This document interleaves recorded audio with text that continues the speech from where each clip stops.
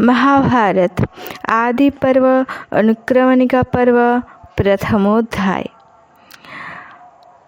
बद्रिकाश्रम निवासी प्रसिद्ध ऋषि श्री नारायण तथा श्री नर अंतर्यामी नारायण स्वरूप भगवान श्री कृष्ण, उनके नित्य सखा नर स्वरूप नरश्रेष्ठ अर्जुन, उनकी लीला प्रकट करने वाली भगवती सरस्वती और उसके वक्ता महर्षि वेदव्यास को नमस्कार करो। असुरी संपत्तियों का नाश करके अंतःकरण पर देवी संपत्तियों के विजय प्राप्त करने वाले जय। महाभारत एवं अन्य इतिहास पुराणादि का पाठ करना चाहिए। ओंकार स्वरूप भगवान वासुदेव को नमस्कार है। ओंकार स्वरूप भगवान पितामह को नमस्कार है। ओंकार स्वरूप प्रजापतियों को नमस्कार है। ओंकार स्वरूप श्री कृष्ण द्वैपायन को नमस्कार है।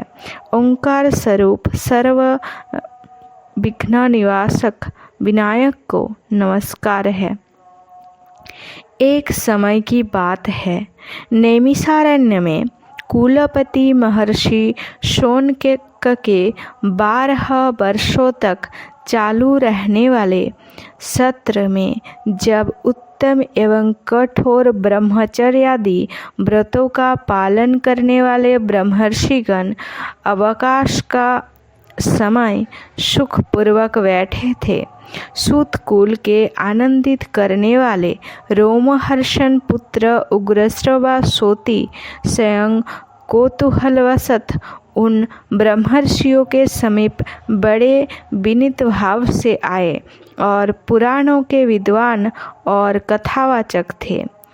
उस समय नैमिषारण्य वासियों के आश्रम में पधारे हुए उन उग्रश्रवा जी की उसे चित्र विचित्र कथाएं सुनाने के लिए सब तपस्वियों ने वही घेर लिया। उग्रश्रवा जी ने पहले हाथ जोड़कर उन सभी मुनियों को अभिवादन किया और आप लोगों को तपस्या सुखपूर्वक बढ़ रही है ना, इस प्रकार कुशल प्रश्न किया। उन सत्पुरुषों ने भी उग्रश्रवा जी का भली भांति स्वागत सत्कार किया।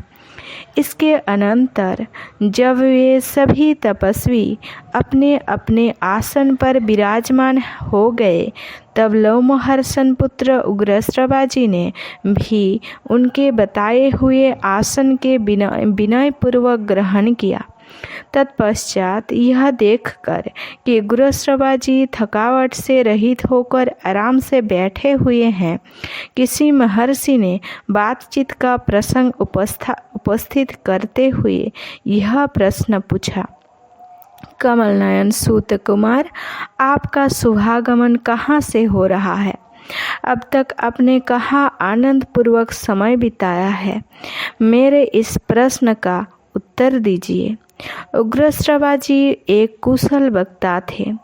इस प्रकार प्रश्न किए जाने पर वे शुद्ध अंतःकरण वाले मुनियों के उस विशाल सभा में ऋषियों तथा राजाओं से संबंध रखने वाले उत्तम एवं यथार्थ कथा कहने लगे।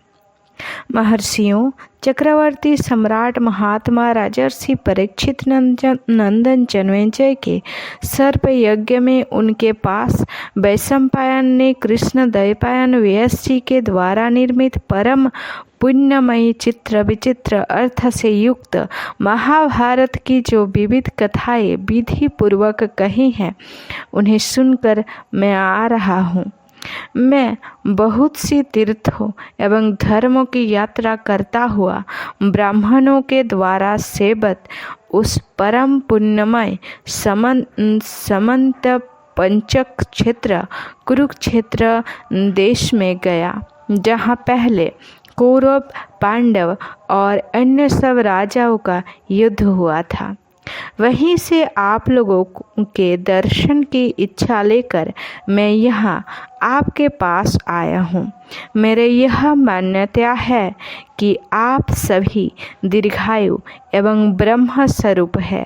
ब्राह्मणों, इस यज्ञ में सम्मिलित आप सभी महात्मा बड़े भाग्यशाली तथा सूर्य और अग्नि के समान तेजस्वी है। इस समय आप सभी स्नान, संध्या वंदन, यज्ञ और अग्निहोत्र आदि करके शुद्ध हो अपने अपने आसन पर स्वस्थ चित्त से विराजमान है। आज्ञा कीजिए, मैं आप लोगों को क्या सुनाऊं? क्या मैं आप लोगों को धर्म और अर्थ के गूढ़ रहस्य से युक्त अंतःकरण के शुद्ध करने वाली भिन्न भिन्न पुराण के कथा सुनाऊं, अथवा उदार चित्त महानुभव ऋषियों एवं सम्राट के पवित्र इतिहास? उग्रश्रवा जी, परमर्षि श्री कृष्ण द्वैपायन जिसे प्राचीन इतिहास रूप पुराण का वर्णन किया है और देवताओं तथा ऋषियों ने अपने अपने लोक में श्रवण करके जिसकी भूरी भूरी प्रशंसा की है, जो आख्यान में सर्वश्रेष्ठ है, जिसका एक एक पद, वाक्य एवं पर्व विचित्र शब्द विन्यास और रमणीय अर्थ से परिपूर्ण है, जिसमें आत्मा परमात्मा के सूक्ष्म रूप का निर्णय एवं उनके अनुभव के लिए अनुकूल युक्तियाँ भरी हुई है, और जो संपूर्ण वेदों के तात्पर्यानुकूल अर्थ से अलंकृत है, उस भारत इतिहास की परम पुण्यमय ग्रंथ के गुप्त भावों को स्पष्ट करने वाली पदों वाक्यों की व्याप्ति से युक्त सब शास्त्रों के अभिप्राय के अनुकूल और उनसे समर्थित जो अद्भुत कर्माव्यास की संहिता है, उसे हम सुनना चाहते हैं। अवश्य ही वो चारों वेदों के अर्थ से भरी हुई तथा पुण्यस्वरूपा है, पाप और भय का नाश करने वाली है। भगवान व्यास जी की आज्ञा से राजा जनमेजय के यज्ञ में प्रसिद्ध ऋषि वैशंपायन ने आनंद में भरकर भली भांति